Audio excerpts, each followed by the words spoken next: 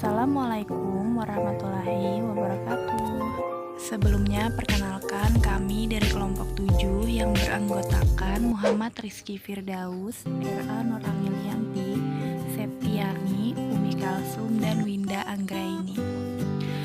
Di sini kami akan menjelaskan tentang pengelolaan keuangan perusahaan dalam mata kuliah Perencanaan Keuangan Syariah. Dalam pengelolaan keuangan ini, ada 3 yang akan kami bahas, yaitu yang pertama langkah-langkah perencanaan keuangan, yang kedua analisis laporan keuangan, dan yang ketiga rasio-rasio keuangan. Langsung saja, yang pertama langkah-langkah perencanaan keuangan. Sebelumnya, perlu kita ketahui apa itu perencanaan keuangan. Perencanaan keuangan adalah cara mengelola keuangan dengan bijak agar tercapainya tujuan keuangannya. Istilah rencana keuangan sering dikenal dengan sebutan financial planning. Adanya financial planning yang baik membuat pendapatan diperoleh tidak akan sia-sia karena pengeluaran yang tidak teratur, sehingga setiap rupiah yang dikumpulkan dapat dimaksimalkan manfaatnya.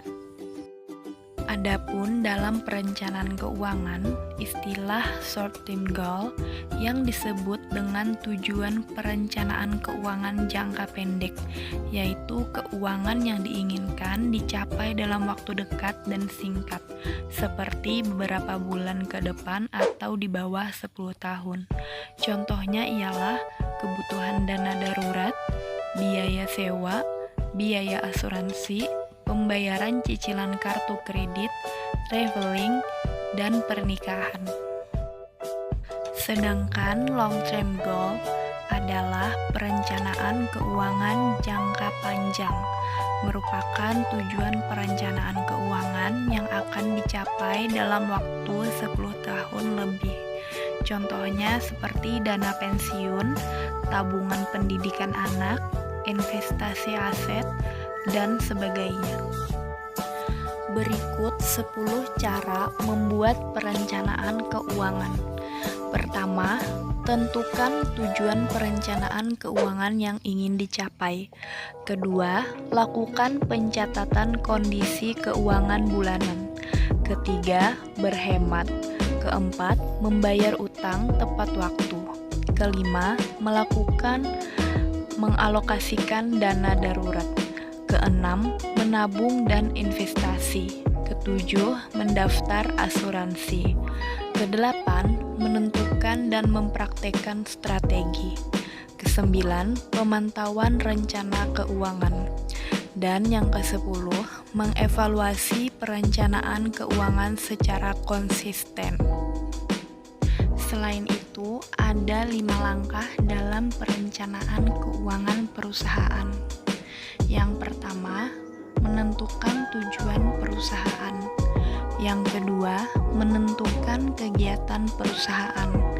Yang ketiga, mencari sumber pemasukan dalam perencanaan keuangan perusahaan. Yang keempat, manajemen keuangan perusahaan dalam menentukan pengeluaran. Dan yang kelima, mencatat keuangan perusahaan. Pembahasan yang kedua yaitu analisis laporan keuangan. Analisis laporan keuangan terdiri dari 2 kata, yaitu analisis dan laporan keuangan.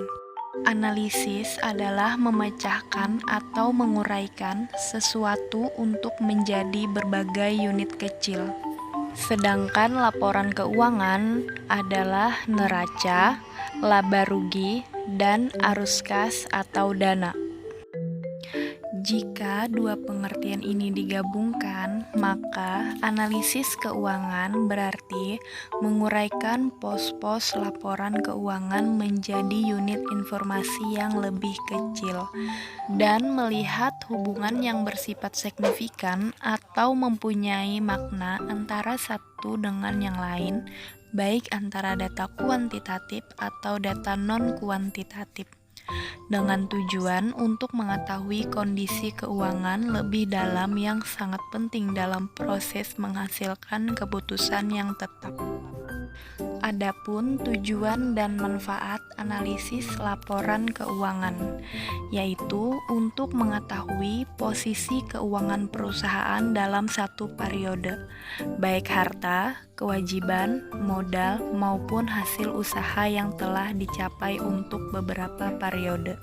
Juga untuk mengetahui kelemahan-kelemahan apa saja yang menjadi kekurangan dalam perusahaan, dan untuk mengetahui kekuatan-kekuatan yang dimiliki. Selain itu, tujuan dan manfaatnya ialah untuk mengetahui langkah-langkah perbaikan apa saja yang perlu dilakukan ke depan yang berkaitan dengan posisi keuangan perusahaan saat ini. Juga untuk melakukan penilaian kinerja manajemen ke depan, apakah perlu penyegaran atau tidak, karena sudah dianggap berhasil atau tidak. Kemudian dapat digunakan juga sebagai pembanding dengan perusahaan sejenis tentang hasil yang mereka capai.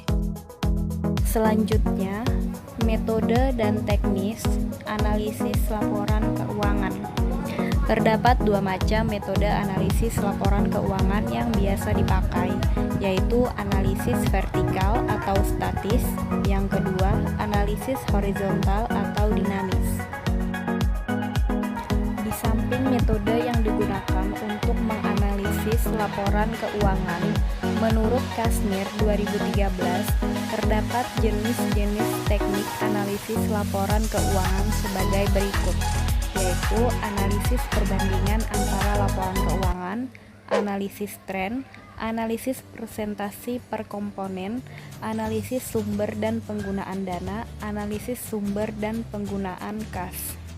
Kemudian analisis rasio, analisis kredit, analisis laba kotor, jumlah laba kotor dari periode ke satu periode, dan yang terakhir analisis titik pulang pokok, disebut juga analisis titik impas atau break even point. Dalam pengelolaan keuangan terdapat rasio keuangan. Rasio keuangan merupakan kegiatan membandingkan angka-angka yang ada dalam laporan keuangan dengan cara membagi satu angka dengan angka lainnya. Perbandingan dapat dilakukan antara satu komponen dengan komponen dalam satu laporan keuangan atau antar komponen yang ada di antara laporan keuangan. Kemudian, angka yang diperbandingkan dapat berupa angka-angka dalam satu periode maupun beberapa periode. Dalam praktiknya, analisis rasio keuangan suatu perusahaan dapat digolongkan menjadi rasio neraca, rasio laporan laba rugi, dan rasio antar laporan. Selanjutnya, jenis-jenis rasio keuangan. Jenis-jenis rasio keuangan yang dapat digunakan untuk menilai kinerja manajemen beragam. Jenis rasio yang pertama yaitu rasio likuiditas. Rasio likuiditas meliputi rasio lancar dan rasio modal kerja bersih. Jenis rasio yang kedua yaitu rasio solvabilitas. Rasio solvabilitas meliputi debit to asset rasio, yaitu total kewajiban terhadap aset. Yang kedua, debit to equity rasio. Rasio ini menunjukkan persentasi penyediaan dana oleh pemegang saham terhadap pemberi pinjaman. Jenis rasio yang ketiga yaitu rasio profitabilitas. Rasio ini meliputi net profit margin atau NPM. Rasio ini menggambarkan besarnya laba bersih yang diperoleh perusahaan pada setiap penjualan yang dilakukan. Kemudian, return on asset atau ROA. Rasio ini menggambarkan kemampuan perusahaan untuk menghasilkan keuntungan dari setiap Rp1 aset yang digunakan. Dan return on equity. Rasio ini berguna untuk mengetahui besarnya kembalian yang diberikan oleh perusahaan untuk setiap rupiah modal dari pemilik. Jenis rasio yang terakhir yaitu rasio aktivitas. Rasio aktivitas meliputi receivable turnover.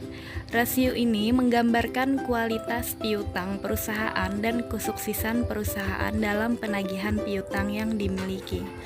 Kemudian total aset turnover. Rasio ini menunjukkan kemampuan perusahaan dalam menggunakan aktiva yang dimiliki untuk menghasilkan penjualan. Demikian pembahasan dari kelompok kami. Mungkin itu saja yang dapat kami sampaikan. Semoga bermanfaat. Terima kasih. Wassalamualaikum warahmatullahi wabarakatuh.